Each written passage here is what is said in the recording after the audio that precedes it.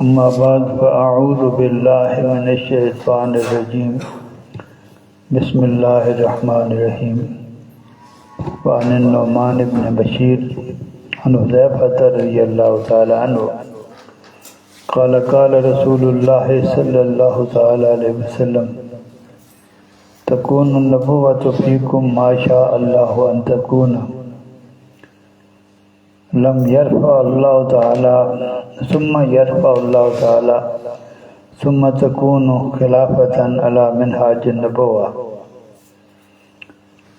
ما شاء الله أن تكون ثم يرفع الله تعالى ثم تكون ملكا عادا فتكون ما شاء الله أن تكون ثم يرفع الله تعالى ثم تكون ملکا جبریتا فیکون ما شاء اللہ ان یکون ثم یرفع اللہ تعالی ثم تکون خلافت علی منہاج النبوہ ثم سکت قال حبیب ولما قام عمر بن عبدالعزیز كتبت الیہ بهذا الحدیث اذکرہ ایاہ وقلت ارجو ان تکون امیر المؤمنین بعد الملک العاد والجبریت بسر به واعجبہ یعنی عمر بن عبدالعزیز رواہ احمد والبیہقی فی دلائل النبوہ ان اللہ وملائکتہ یصلون علی النبی یا ایہا الذین آمنوا صلوا علیہ وسلموا تسلیما والصلاة والسلام علیک یا سیدی یا رسول اللہ وعلی آلک وصحبک یا حبیب اللہ الصلاۃ والسلام علیک یا سیدی یا رسول اللہ وعلی آلک وصحبک یا حبیب اللہ۔ حضرت نعمان بن بشیر حضرت حذیفہ رضی اللہ تعالی عنہ سے روایت کرتے ہیں، حضور صلی اللہ تعالی وسلم نے ارشاد فرمایا تمہارے درمیان نبوت قائم رہے گی جتنا عرصہ اللہ تعالیٰ کو منظور ہوگا۔ یہ اس زمانے کی بات ہے جب حضور صلی اللہ تعالی وسلم مسلمانوں کے درمیان موجود تھے۔ فرمایا یہ دور نبوت جو آج قائم ہے یہ کچھ عرصے تک قائم رہے گا، پھر اللہ تعالیٰ اس کو اٹھا لے گا، یہ دور ختم ہو جائے گا۔ جب حضور صلی اللہ تعالی وسلم کا انتقال ہوا تو نبوت کا دور ختم ہو گیا۔ اس کے بعد خلافت کا دور ہوگا جو نبوت کی طرز پر ہی ہوگا، یعنی وہاں معاملات ایسے ہی نپٹائے جائیں گے جیسے حضور صلی اللہ تعالی وسلم کے زمانے میں نپٹائے جاتے تھے۔ اس کو خلافت راشدہ کا دور کہا جاتا ہے، جس میں حضرت صدیق اکبر، حضرت عمر فاروق، حضرت عثمان غنی، حضرت علی مرتضیٰ اور حضرت حسن مجتبیٰ رضی اللہ تعالی عنہم کے ادوار آتے ہیں۔ یہ 40 سال کا عرصہ بنتا ہے۔ ان کے اس دور کے معاملات بالکل ایسے ہی تھے جیسے حضور صلی اللہ علیہ وسلم کے معاملات تھے۔ اس کے لیے نام اس کا خلافت علی منہاج النبوہ، نبوت کی طرز پر یہ خلافت ہے۔ پھر اللہ تعالیٰ اس کو بھی اٹھا لے گا۔ اس کے بعد ایسی ملوکیت ہوگی جو بندوں کو کاٹ کھانے والی ہوگی، آدھا دانتوں سے کاٹنے کو آدھا یہ تو کہتے ہیں۔ پھر اس کو بھی اللہ تعالیٰ اٹھا لے گا۔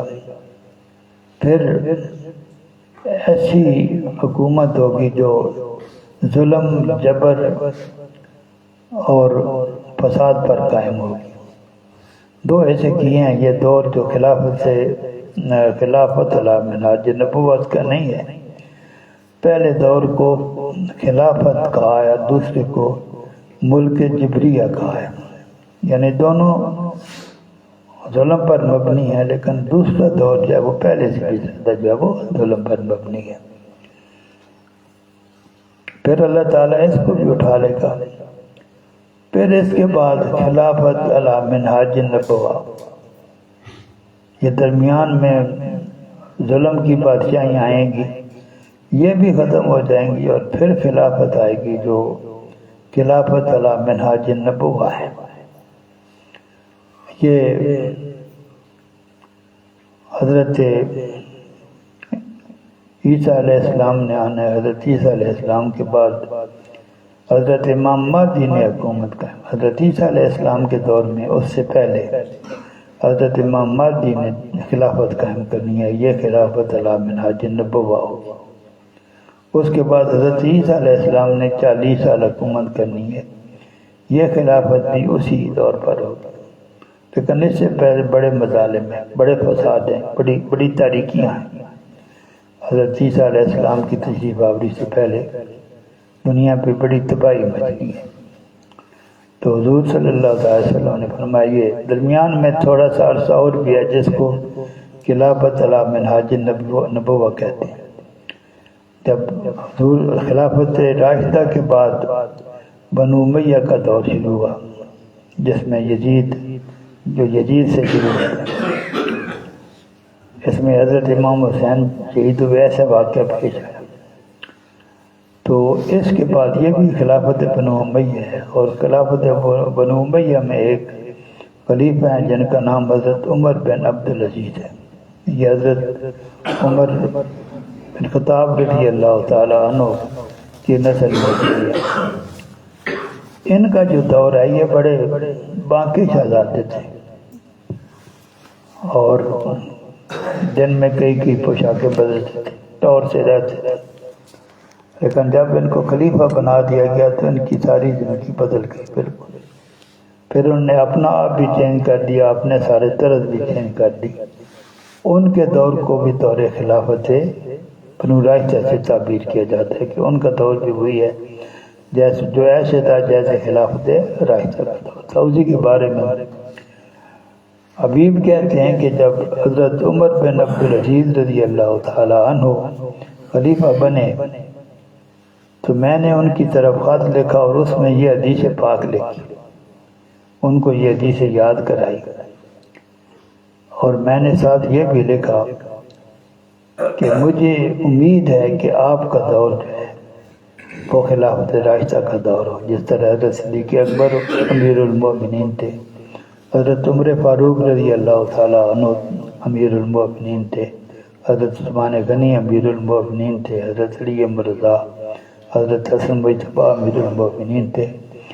اس طرح میری اپنی سمجھ یہ کہتی ہے کہ آپ کو بھی اللہ تعالیٰ نے امیر المومنین بنائے، آپ نے ایسی حکومت قائم کی ہے جو حضور صلی اللہ علیہ وسلم کی منہاج پر ہے۔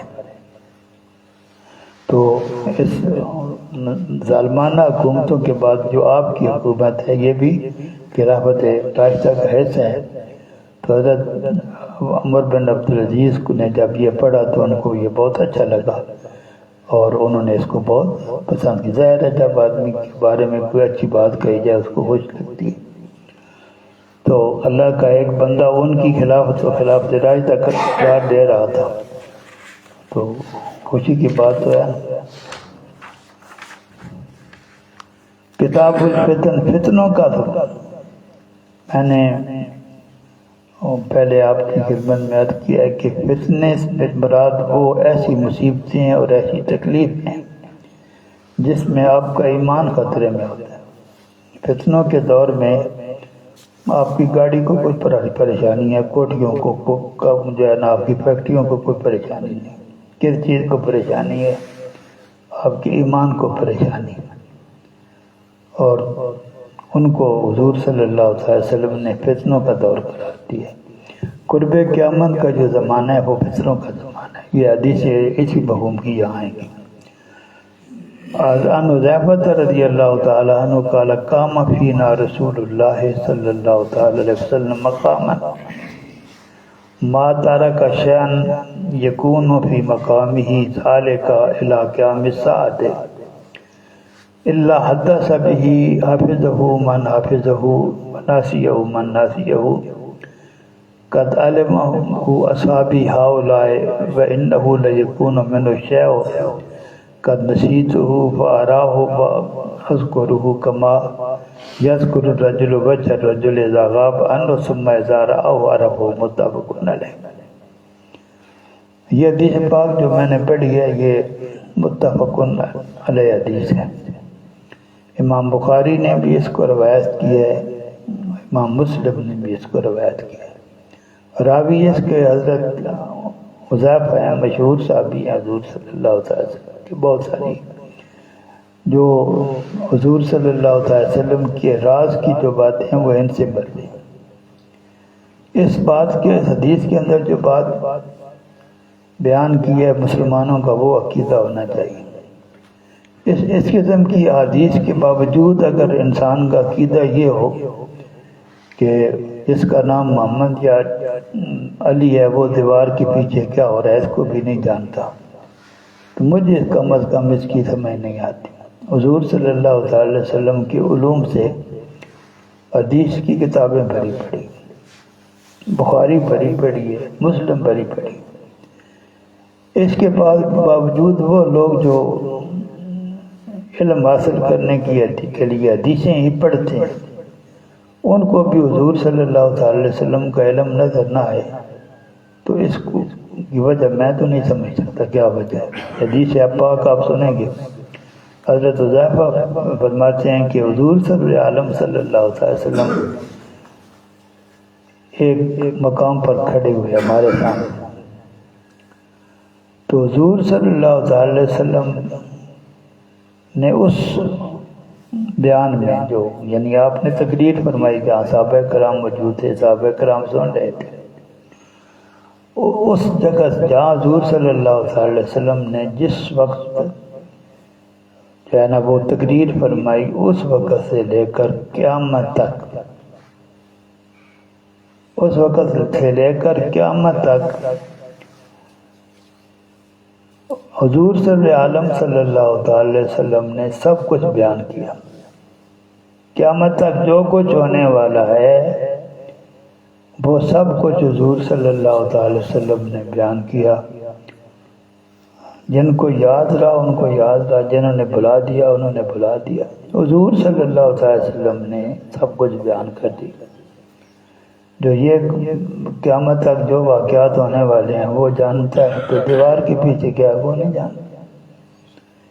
یہ حدیث پاک پڑھ کے یہ آدمی یہ بات کہہ سکتا ہے وہ ذات جو یہ بیان کر رہی ہے ایک مقام پر کھڑے ہو کر اس وقت سے لے کر قیامت تک جو کچھ ہونے والا ہے وہ حضور صلی اللہ علیہ وسلم نے بیان کیا۔ میرے جو یہ صحابی ہیں، میرے دوست ہیں، یہ سارے اس حقیقت کو جانتے ہیں کہ حضور صلی اللہ علیہ وسلم نے وہ بیان فرمایا تھا، اور فرمایا کہ ہمارے سامنے کوئی چیز پیش آتی ہے، میں اس کے بارے میں بھول چکا ہوتا ہوں، جب میں اس کو دیکھتا ہوں تو مجھے یاد آتا ہے یہ تو حضور صلی اللہ علیہ وسلم نے بتایا تھا، ایسے ہو کوئی بات پیش آتی ہے میں اس کو دیکھتا ہوں، حالانکہ پہلے میں بھول چکا ہوتا ہوں، تو اس چیز کو دیکھ کر مجھے یاد آ جاتا ہے یہ حضور صلی اللہ علیہ وسلم نے فرمایا تھا۔ اور پھر اس کی مثال دی کہ جس طرح کوئی آدمی کسی آدمی کو جانتا ہو، وہ آدمی جب آنکھوں سے اوجھل ہو جائے، غائب رہے کچھ عرصہ تو وہ اس کا چہرہ بھول جاتا ہے، لیکن جب دوبارہ کبھی اس کے سامنے آتا ہے تو وہ اس کو دیکھ کر پہچان لیتا ہے یہ وہ آدمی ہے۔ تو جس طرح آدمی اس کو یہ بات یاد آ جاتی ہے جو کچھ حضور صلی اللہ علیہ وسلم نے بتایا تھا، وہ چیزیں جو ہیں وہ جو آپ کو پتہ ہوتی ہیں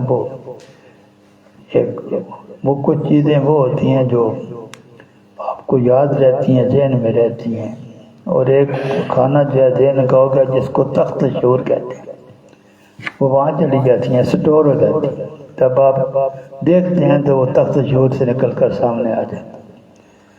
تو ہم حضور صلی اللہ علیہ وسلم نے جو کچھ فرمایا تھا وہ ہمارے جب سامنے آتا ہے پتہ چل جاتا ہے۔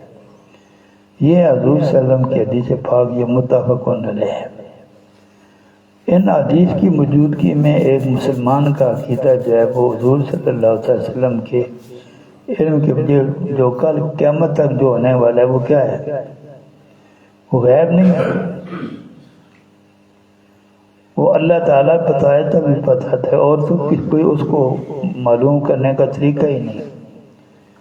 تو حضور صلی اللہ علیہ وسلم کو اللہ تعالیٰ نے بے شمار علوم عطا کیے۔ آپ کے پاس علوم وہی ہیں جو اللہ تعالیٰ نے دیے ہیں، ان سے زیادہ کوئی مانگتا ہے تو وہ شرک بھی آپ اس کو کہہ سکتے ہیں، کافر بھی کہہ سکتے ہیں۔ حضور صلی اللہ علیہ وسلم کے علوم وہی ہیں جو اللہ تعالیٰ نے آپ کو دیے، اور اللہ تعالیٰ کے علوم کے مقابلے میں ان کی کوئی حیثیت نہیں۔ اللہ تعالیٰ کے علوم، اللہ تعالیٰ کی ساری شانیں لاجواب ہیں۔ اللہ تعالیٰ کی علوم ہوں یا اختیارات ہوں یا قدرت ہو یا طاقت ہو، کوئی مخلوق اللہ تبارک و تعالیٰ کا مقابلہ نہیں کر سکتی۔ سمندر کے مقابلے میں قطرے کی بھی حیثیت نہیں رکھتی۔ حضور صلی اللہ علیہ وسلم کی شانیں اللہ تعالیٰ کی شانوں کے مقابلے میں سمندر اور قطرے کی نسبت نہیں رکھتی، یہ ہمارا عقیدہ ہے۔